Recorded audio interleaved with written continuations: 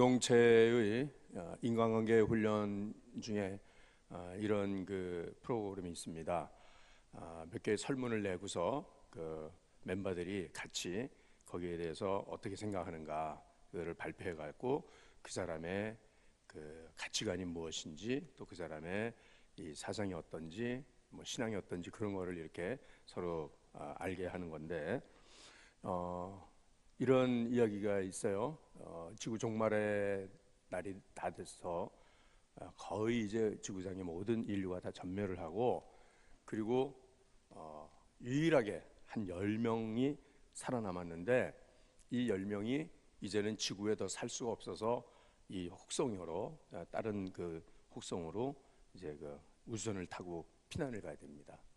그곳으로 가면 이제 거기서 다시 새로운 세계가 신세계가 펼쳐지고 거기서 살 수가 있어요. 그런데 이 우주선의 정원이 7명밖에 되지가 않아요. 그러니까 이 10명 중에서 3명은 아웃을 해야 돼요. 그러면 당신은 이 10명 중에서 3명 누구를 아웃시킬 건가 그거를 고르라는 거예요. 여러분들 지금 골라보세요. 한번 쭉 보시면서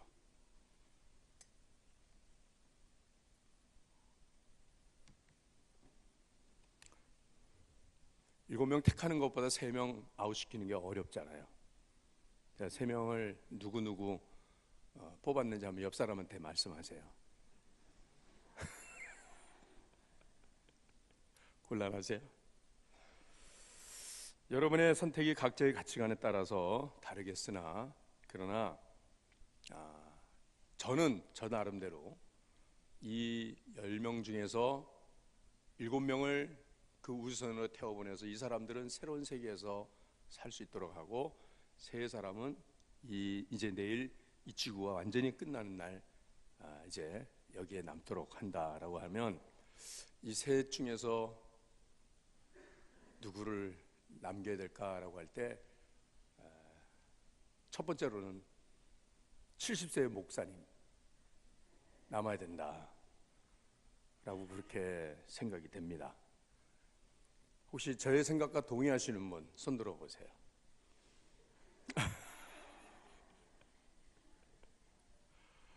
왜 그렇습니까? 네? 살 만큼 살았기 때문에? 네? 별로 이제는 효용 가치가 없는 분이기 때문에? 그건 아니죠. 제가 목사임에도 불구하고 제가 목사이기 때문에 어쩌면 이 70세의 목사님이 남아야 된다라고 하는 것은 이 목사님의 사명은 무엇입니까? 자기를 희생해서 다른 사람을 구원해야 할 것이 그것이 목사의 사명이기 때문에 나 한 사람이 빠지면 다른 한 사람이 살 수 있다라고 하는 것 그것 때문에 나는 빠져야 된다라고 하는 거 그거 아니겠습니까? 네. 그리고 혹시라도 나와 함께 또 남아있는 사람이 있다고 하면 그 사람들을 위로해야 되는 것이고 그 사람들에게 또 하늘의 소망을 또 심어주고 영생의 이 소망을 갖도록 하는 것이 이것이 목사의 직무라고 하는 것이기 때문에 일생을 목사로 살아온 저는 이 교회가 이 공동체가 그냥 사람들만의 모임이었다고 하면 이 사람들의 집단이었다고 하면 저는 진작에 목회를 하지 않을 사람입니다. 저는 진작에 목사 그만둔 사람이었습니다. 목사로서 일생을 종신해 온 것은 먹고 살기 위한 호구지책으로 목회를 했다라고 한다고 하면 그거는 싹군 목사라고 할 수 있겠죠.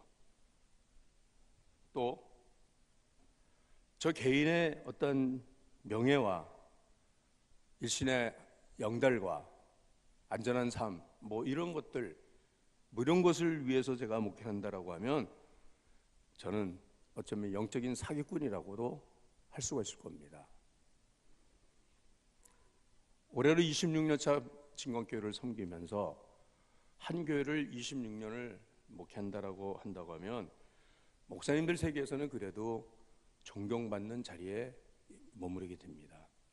목사님 참 훌륭하십니다 라고 그렇게 인정을 받습니다만 사실은 제가 진광교회를 26년 차 지금 섬기고 있는 것은 정말 별 볼 일 없는 목사인데, 정말 허물과 단점과 실수가 많은 목사인데, 볼품없는 목사인데, 그래도 하나님께서 이곳에 계속 이렇게 두시는 것은, 여기서 목회를 하게 하는 것은, 그것은 바로 첫째는 하나님의 은혜 때문에 그렇다라고 하는 것이죠.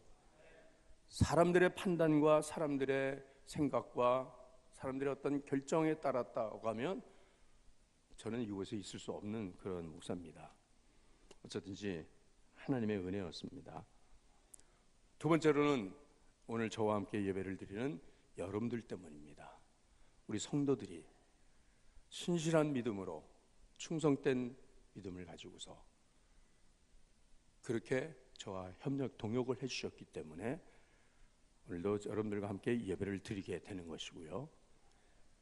그리고 세 번째로는 가정적인 협력이, 또 제 아내가 부족한 것이 많은 목사인데 저를 참 많이 도와주었습니다. 제 내조, 그 아내의 내조가 없으면 목회를 할 수가 없죠. 무엇보다도 저 자신에게는 목회는 무엇이냐라고 하는 것에 대해서 오늘 하나님께서 주시는 말씀들 가운데서 오늘 이 본문의 말씀, 이 말씀이 저를 늘 붙들고 왔습니다. 이 본문의 말씀에 특별히 23절 말씀인데요. 자, 23절 말씀을 우리 한 목소리로 함께 읽어보겠습니다. 시작.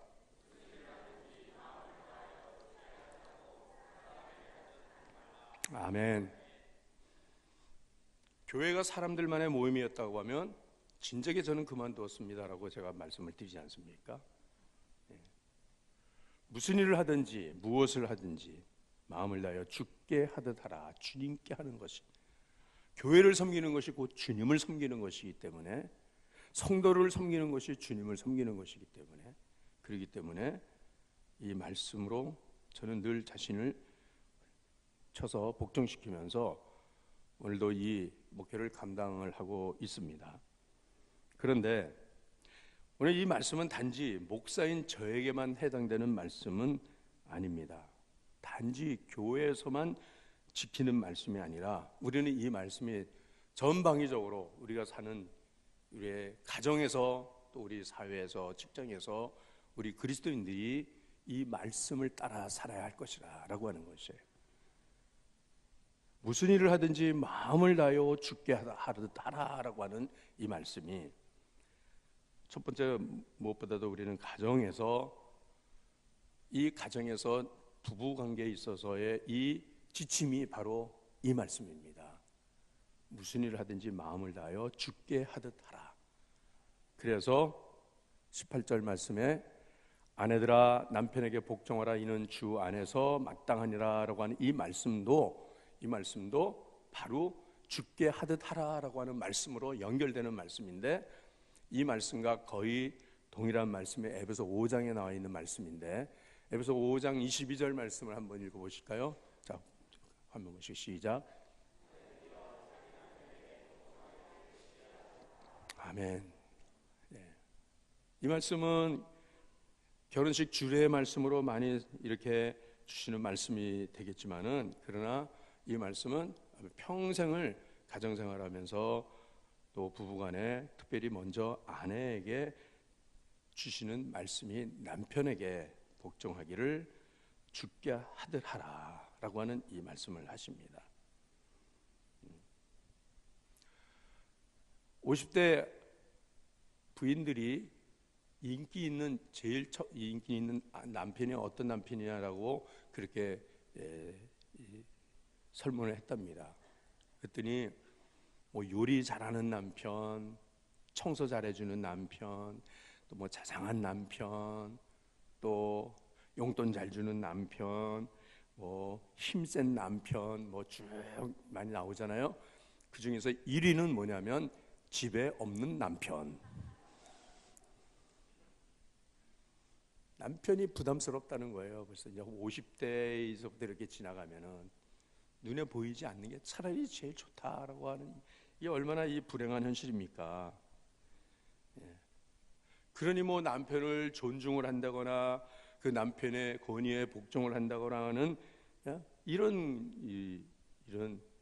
참 바랄 수 없는 이런 모습 아니겠어요? 그런데 오늘은 뭐 우리 사는 우리 이 한국의 이 현실은 이렇다 치고 오늘 바울 사도께서 지금 이 말씀을 하시는 것은 이것은 이미 이 바울 사도 당시에도 부인들이 남편들을 존중하지 않고 무시하고 깔보고 이런 현상들이 있었던 것 같아요. 그러니까는 아내들이여 남편에게 복종하라. 주 안에서 이것이 마땅하니라라고 에베소에서는 죽게 하듯 하라라고까지 말씀하시잖아요. 네. 뭐 부인들이 아내들이 남편 존중하고 싶지 않은 아내가 어디 있겠어요? 남편을 순종하고 싶지 않은 아내가 어디 있겠어요? 그렇지만은 당장 현실적으로 보면은 내가 존중할 만한 남편의 모습이 없다는 거예요. 내가 존경할 게 없다는 거예요. 그렇지 않습니까? 예? 하는 짓마다 실망스럽고, 그러니까는 존경할 만한 모습이 없으니까 존경되지가 않는다라고 하는 거잖아요. 그러니까는 주님께서는 오늘 분명히 죽게 하듯 하라라고 말씀하신다. 여러분들 주님을 사랑하시죠? 자, 진광의 아내들이요, 제가 묻겠습니다. 여러분들은 주님을 사랑하시죠? 끝까지 사랑하시죠? 무조건 사랑하시죠? 언제까지 사랑하시죠? 그렇게 여러분들의 남편을 사랑하셔야 되고 그렇게 남편을 대해줘야 한다는 거예요. 대접을 해줘야 된다는 거예요. 네? 사실 많은 가정에서 남편들이 아내에게 존경을 받지 못하고 대접받지 못하는 그런 이유가 무엇일까라고 하는 것을 가만히 이렇게 보면 저 자신을 보면서도 참 남자들은 참 단순해요. 단순하고 무식하고, 그리고 용서하고 들으세요, 지랄 같아요. 그래서 단무지라 그래요. 적어도 자기 아내에 대해서는. 근데 왜 그럴까라고 했더니 아내에 비해서 남편들은 하나님께서 그렇게 만드셨어요. 조금 부실하게 만든 것 같아요. 왜냐하면 재질이 흙이잖아요. 진흙이잖아요. 진흙은 푸실푸실해요. 근데 아내들은 어떻게 만들었어요? 아내들은 뼈로 만들었단 말이에요. 그러니까 요즘 재질로 말하면 본 차이나요, 이런 거예요. 되게 보면 그래요. 아내들은 참 스마트해요. 똑똑하고 말도 잘하고. 그러니까는 남편들은 아내에 대해서 어떨 때는 자존심 상한단 말이에요. 그래도 내가 남편인데 왜 내 말을 안 듣냐라고 하면서 윽박 지르고 소리 지르고 자 그런다는 거예요. 그게 하나님께서 먼저 이렇게 만들어 놓고 보시니까 조금 부실하구나라고 해서 그래서 좀 단단하게 잘 만들어 가지고 이렇게 해서 도와주라고 하나님께서는 하와를 아담에게 만나게 하셨잖아요. 하나 되게 하셨잖아요. 남편들은요, 남자들은 도와줘야 될 사람이에요. 도와주지 않으면 재구실 못해요. 참 그렇습니다. 주일날 아침에 제가 넥타이를 메고 나올 때 사모가 메어주겠습니까? 제가 메고 나오겠습니까? 제가 메고 나옵니다. 넥타이 많이 있으니까 제 방에서 아무거나 골라먹고 메고 나와요. 그러면은 예배를 마치고 나서는 사모가 그래요. 여보, 당신은 옷 입을 줄도 모르냐고. 그 옷에 넥타이가 그게 맞는 거냐고. 아내들 보는 눈은 벌써 이렇게 딱 코디를 하면은 요 옷에는 뭐가 맞겠다라고 딱 하는데 남자들은 그냥 대충 매요. 있는 눈에 보이는 거 아니라 대충 메고 나온다 이 말이거든요. 그러니까는 도와줘야 된다. 도와줘라. 그런데 이 도와주는 것이 한두 번이지 맨날 도와주려고 그러니까는 이게 짜증나고 힘들다 이 말이거든요. 예? 그래서 주님께서 지금 죽게 하듯 하라. 인내하면서 순종하면서. 여러분, 주님이 바로 내 남편이 주님이시다라고 한다라고 하면 여러분들은 어떡합니까? 그냥 섬겨야 될 게 아니에요. 감사함으로. 내가 오늘도 주님을 섬기는 게 감사합니다라고. 그래서 그렇게 섬겨야 될 줄로 믿습니다. 진광의 남편들이와 아멘을 크게 하시길 바랍니다.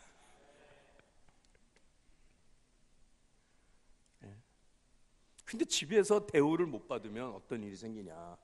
집에서 아내들이 남편을 존중하지 않으면 이 남편들이 바깥으로 나돌기 시작해요.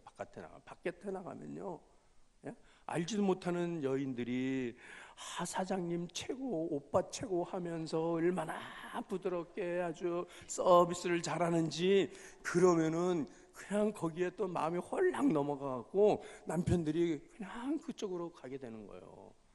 그러니까는 아내들이 원하는 최고의 남편, 집에 없는 남편이 되고 만다 이 말이거든요. 이런 일이 되어서는 안 되겠죠. 격려해주고, 당신이 최고라 그러고, 당신이 멋있다 그러고, 그렇게 하는 것, 죽게 하듯 하라. 남편들에게는 또 뭐라고 말씀하십니까? 우리 19절 말씀 한번 읽어보실까요? 본문의 19절 시작. 이 말씀 들으면 뜨끔할 남편들이 또 있을 거예요. 부인 좀 괴롭히지 말라. 그런데 에베소 5장에 또 뭐라고 말씀하십니까? 에베소 5장 25절 시작.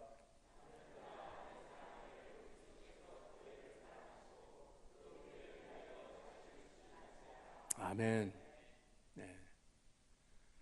이 말씀은 그리스도께서 교회를 사랑하신과 같이 아내를 사랑하라. 그러니까 이는 죽게 하듯 하라라고 하는 말씀과 함께 어울려서 주께서 하신 것처럼 하라. 주께서 하신 것처럼 하라. 그러니까는 주님께서 하신 것처럼, 주님께서 교회를 사랑하심으로 당신의 모든 것을 다 주신 것으로 그렇게 하라라고 하는 이 말씀입니다. 어쨌든 이제 하나님께서의 창조 질서는 남편을 아내의 머리 되게 하셨기 때문에, 그렇기 때문에 그리스도께서 교회의 머리가 되시기 때문에, 그런데 그 머리 되신 그리스도께서 교회를 사랑하심으로 당신의 모든 것을 다 내어주신 것처럼, 그래서 남편들도 아내를 위하여서 모든 것을 다 내어주셔야 돼요. 다 줘야 돼요. 네? 그러니까는 남편들이 아내를 컨트롤하려고 하지 마시고 아내한테 다 주도록 해줘야 돼요. 우선 실천적으로 여러분들 주머니 아내한테 내줘야 돼요. 예? 여러분들의 지갑을 아내한테 내줘야 돼요. 남편들이. 예? 아내가 뭐 하는지 뭐 일일이 다 계산하고 뭐하고 뭐 이러면서 이거 뭐냐 뭐 이렇게 할 게 없어요. 어차피 한 몸인데 뭘 그걸 피곤하게 계산을 합니까? 뭘 확인을 하고 점검을 합니까? 네? 그래서 주께서 하신 것처럼 하라라고 해서 주께서 다 주셨기 때문에, 그래서 저도 이 말씀을 가지고서 저도 제 지갑에 많은 돈은 없을지라도 저는 제 지갑을 항상 꺼내놓습니다. 당신이 필요하면 아무 때나 가져가라. 문제는 필요할 때 많이 없어서 넉넉히 없어서 문제지만은, 이것이 바로 사랑의 표현이라는 것입니다. 다 주는 것이 사랑의 표현이라는 거예요. 주는 것이. 분명히 아담은 하와를 만났을 때 뭐라고 말했습니까? 당신은 나의 뼈 중에 뼈요, 살 중에 살이다. 뭐야? 내 생명이라는 거야. 내 생명. 어리석은 남편은 아내를 자기와 분리합니다. 그래서 네 것, 내 것 이렇게 하는데, 그리고 동의될 때만 뭐 서로 가져하고, 이것이 아니라는 거잖아요. 내 뼈 중에 뼈, 내 살 중에 살이다라고 하는 이 말씀으로 인하여서 그리스도께서 피를 흘리시고 몸을 찢어 가시면서 교회를 사랑하신 그 사랑으로 남편들은 아내를 사랑하라고 하는 이 말씀이에요.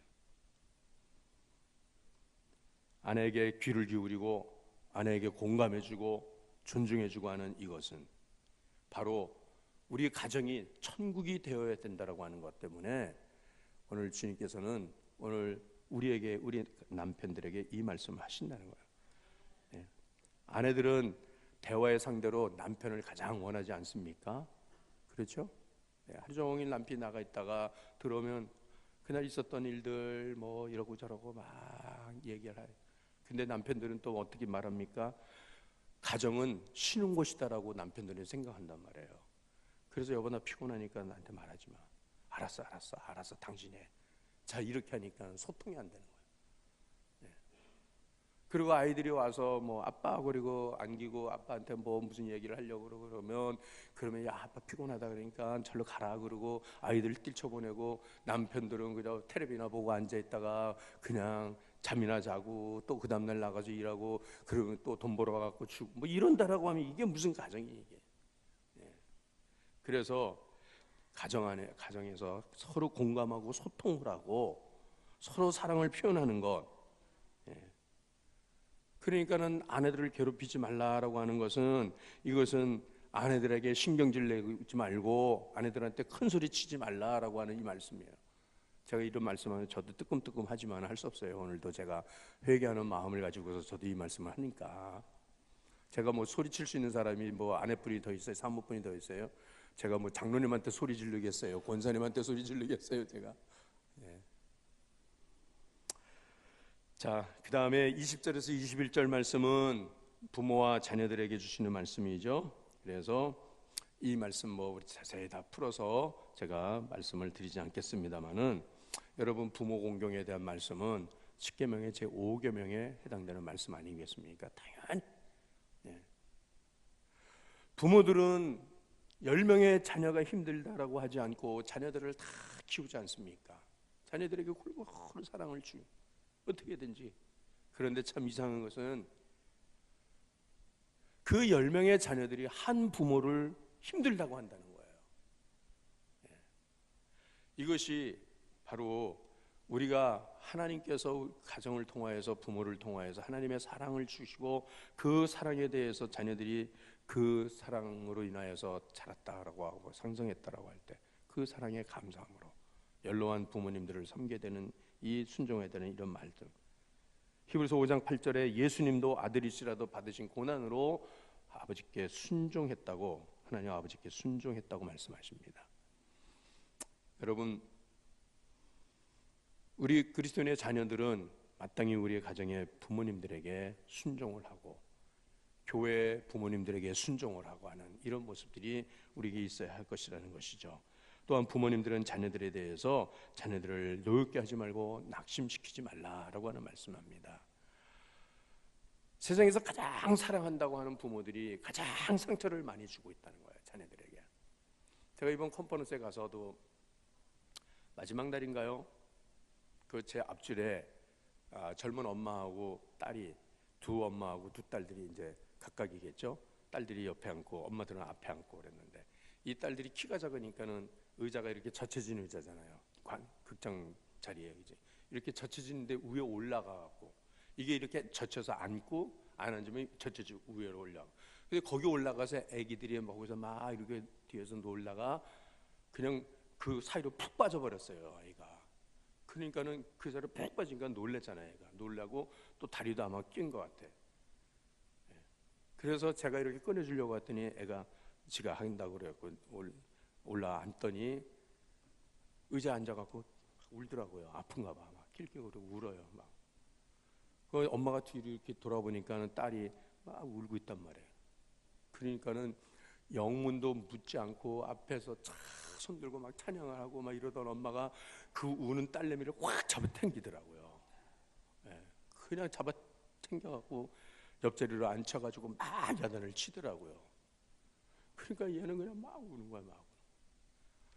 아니 방금 전까지만 해도 손들고 그리고 찬양하던 엄마가 완전히 호랭이가 돼가지고서는 막 영문도 물어보지 않고서는 그냥 막 애를 막 그러는 거예요. 제가 좀 얘기를 해주려고 그랬는데 얘가 왜 우는지 엄마가 알아야 된다고. 그러니까는 그 청소년 상담 선생님이 지은 그래 힘들었구나라고 하는 책이 있어요. 그 책에서는 이 아이들이, 자녀들이 이 상담실에 와서 상담 선생님하고 많은 이야기를 하는데 많은 문제를 가지고 오지 않습니까? 근데 그 아이들이 문제를 해결해 달라고 오는 게 아니라는 거예요. 그냥 제 이야기를 좀 들어주세요라고 하는. 나를 아프지 않게 해달라고 하는 것이 아니라 내가 아프다는 그 말을 하고 싶다는 거, 그거거든요. 부모님들이 자녀들한테 내가 너한테 못 해준 게 뭐가 있냐, 부모가 이렇게 너한테 해주는데 너는 부모한테 뭘 해주냐라고 하고, 어느 집 자식하고 비교하고 네가 언제나 사랑구실을 할 거냐라고 하고 윽박지르고 뭐 이러면서 계속 아이들한테 상처를, 가슴에 상처. 요즘 아이들은요, 이 마음에 그 찔림이 너무 나고 막 고슴도치를 수십 마리 끌어안고 지낸다는 거예요. 그러니까 부모님들이 그 상처를 공감하고 그래 힘들었구나, 그래서 네가 그랬구나라고 하는 이런 이 공감을 해줘야지만 이 아이들이 격려를 받는데, 집에서부터 부모님에서부터 그냥 윽박지르고 무시를 당하고 이런다라고 할 때. 자, 마지막으로 우리 22절 23절 말씀 한번 읽어보시겠습니다. 22절 23절 시작.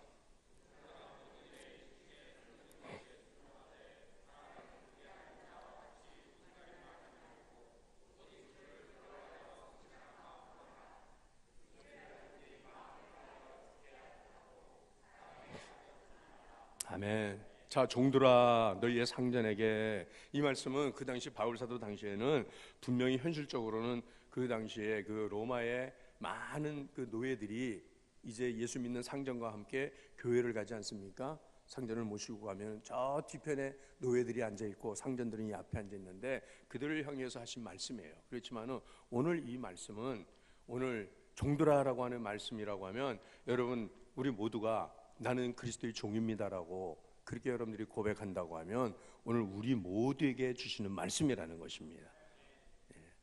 이것은 무엇입니까? 이것은 내가 하는 일에서, 내가 직장에서든지 내 삶의 터전에서 우리는 그리스도의 종으로서의 삶을 살아가는 것이, 모든 일에 하는 것을 주님께 하듯이 하라라고. 여러분 직장을 섬기는 것도 그 직장에서 주님을 섬기듯이 내게 주신 일을 해야 한다라고 하는 것이잖아요.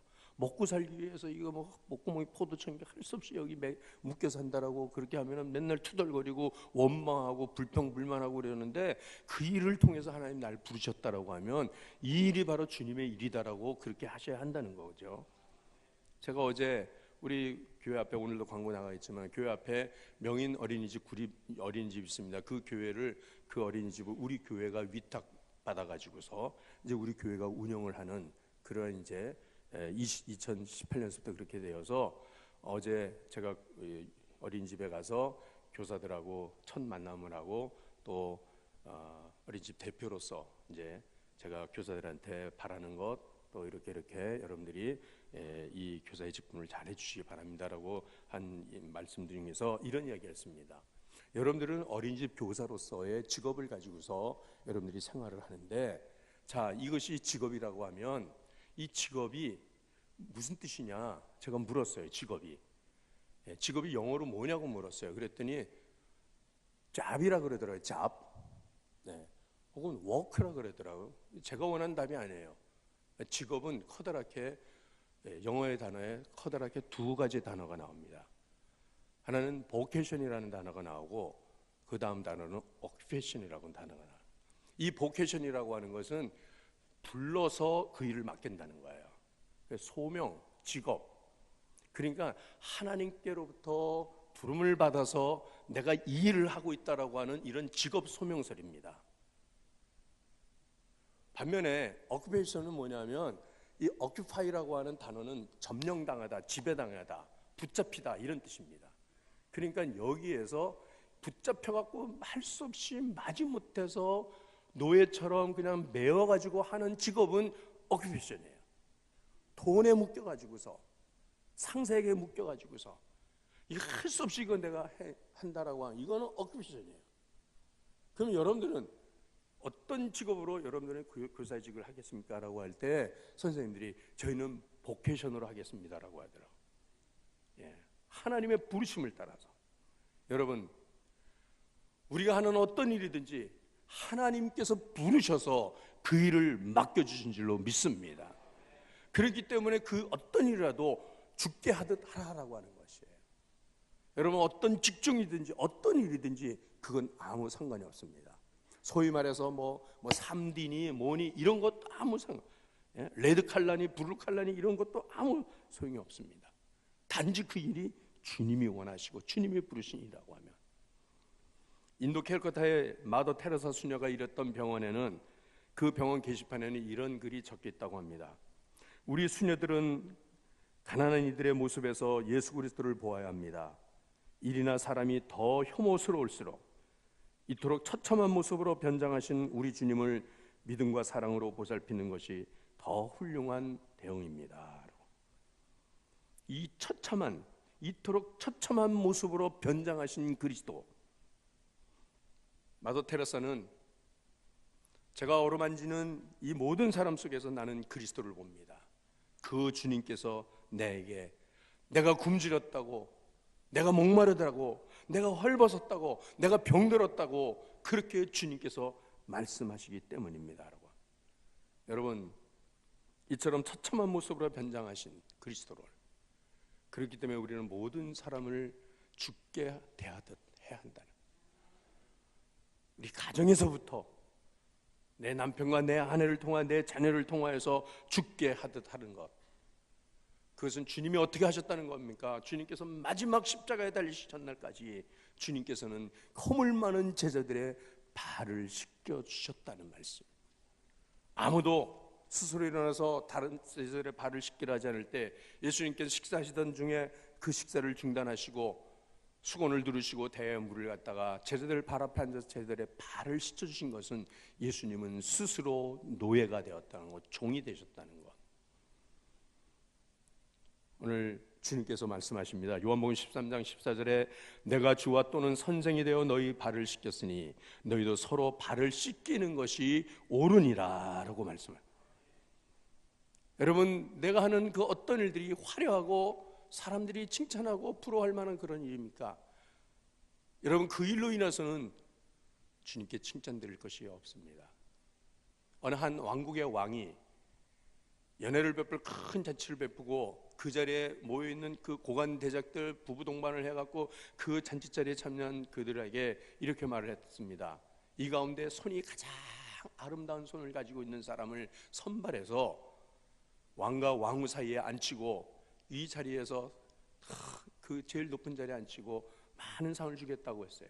그 자리에 참석한 모든 고관 대작들의 부인들이 그들의 그 부드러운 손, 그 정말 물기 하나 붙이지 않고 그렇게 예쁘게 가다문 손들, 거기다가 로션을 바르고 뭐 향수를 뿌리고 보석 반지를 끼우고, 그러고서는 그 손들을 다 하나하나 왕 앞에 다 보입니다. 그러나 왕은 그 누구의 손에서도 가장 아름다운 손을 뽑지 못했어요. 그리고는 왕이 이렇게 말합니다. 내가 선발한 한 사람이 있다. 이 사람의 손이 가장 아름다운 손이다라고 하면서 그 여인을 나오게 했어요. 그 여인은 누구냐면 왕의 그 궁궐에서 저 하수도를 치우고 마당을 치우고 빨래를 하고 하는 그런 그 한 노파의 한 할머니를 불러냈어요. 그리고 그 할머니의 손을 높이 들어 보이면서 이 손이 가장 아름다운 손이다. 나의 왕국을 위하여 쓰임받는, 쓸고 닦고 치우고 그 더러운 걸 만지고 그 괴로운 일들을 하면서 이 투박하고 거칠어진 이 주름 잡힌 손이, 이 못 박힌 손이 가장 아름다운 손이라고, 그렇게 왕은 모든 대신들한테 그 할머니를 높여줬어요. 여러분, 주님을 위하여 섬김 여러분의 손이 가장 주님이 보실 때 아름다운 손이라고 말씀하실 거예요. 우리 교회에서 힘들고 어렵고 귀찮고 남이 하지 않는 그 어떤 일을 할지라도 내가 주님을 섬기는 것입니다라고 하면, 죽게 하듯 하면, 여러분, 그가 하나님 나라에서 가장 영광스러운 자리에 주님이 앉혀주게 하실 줄로 믿습니다. 모든 일에 죽게 하더라는 그러한 우리 모두가 되어서 우리 교회가 행복과 사랑이 넘치는 교회가 되게 하시고, 우리 가정이 이런 가정이 된다고 하면, 여러분, 우리의 가정을 통하여서, 우리 교회를 통하여서 이 세상이 사람 살 수 있는, 정말 사람 살만 나는 이런 세상으로 하나님께서 변화시켜 주실 줄로 믿습니다. 우리 함께 기도합시다. 하나님, 섬김을 받는 자리가 아니라 내가 섬기는 자의 섬기는 손으로 주님이 보실 때 가장 아름다운 손으로 주님께 쓰임받기 원합니다. 죽게 하더라는 저희가 되게 하옵소서. 우리 기도하시겠습니다. 아버지 하나님, 감사합니다.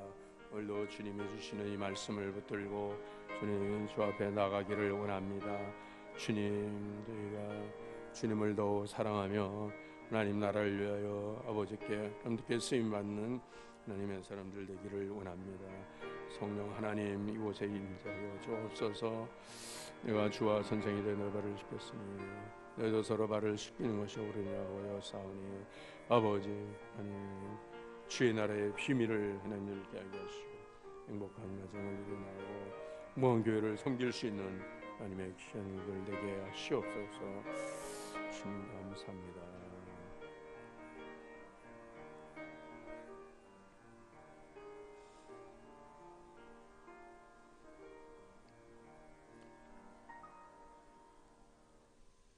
우리 아버지 하나님, 주님이 우리를 사랑하신 것처럼 우리도 내 형제를, 이웃을